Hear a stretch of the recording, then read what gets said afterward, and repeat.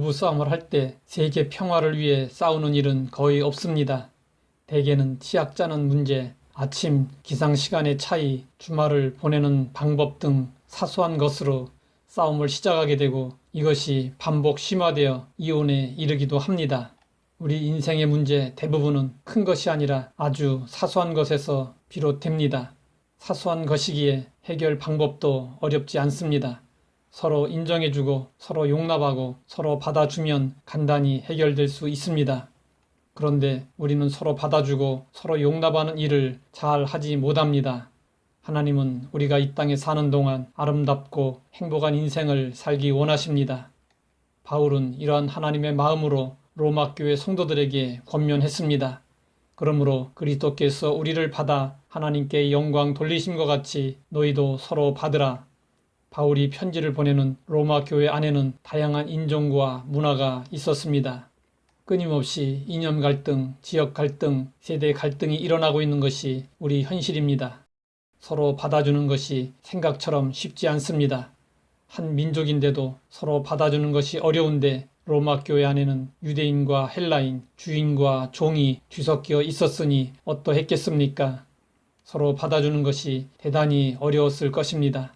바울은 이 같은 상황에서 예수 그리스도가 부족한 우리도 받아주셨으니 너희도 서로 받으라고 권면한 것입니다. 우리가 죄를 가지고 예수님 앞에 나왔을 때 예수님은 우리가 죄인이라고 거부하지 않으셨습니다. 오히려 긍휼히 여기시고 받아주셨습니다.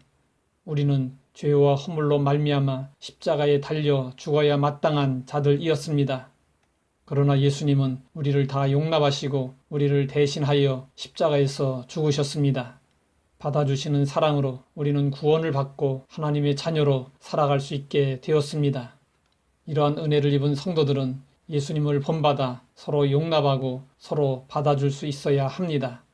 교회 안에는 다양한 사람들이 모입니다.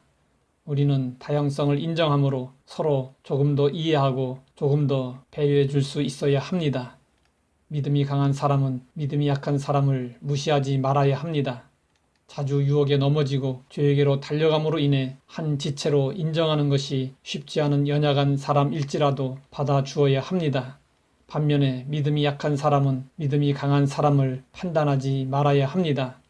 모든 것에 약한 사람은 없습니다. 어느 것은 강하지만 또 어느 부분은 약합니다. 우리는 누구나 강자이자 약자입니다.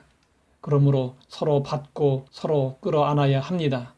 신앙에 있어서도 다른 견해를 가진 사람들을 판단하지 말고 하나님께 맡겨야 합니다. 의견 차이는 사소한 것이고 하나님을 향해 사는 것, 그리스도 안에서 한 몸을 이루는 것이 중요합니다. 이처럼 서로 받을 때 우리는 함께 지어져가는 아름다운 교회가 될 수 있습니다. 서로 받아주는 삶을 살기 위해서는 무엇보다도 서로 다른 것을 존중해야 합니다. 남자와 여자뿐만 아니라 이 세상 모든 사람들은 각각 다릅니다.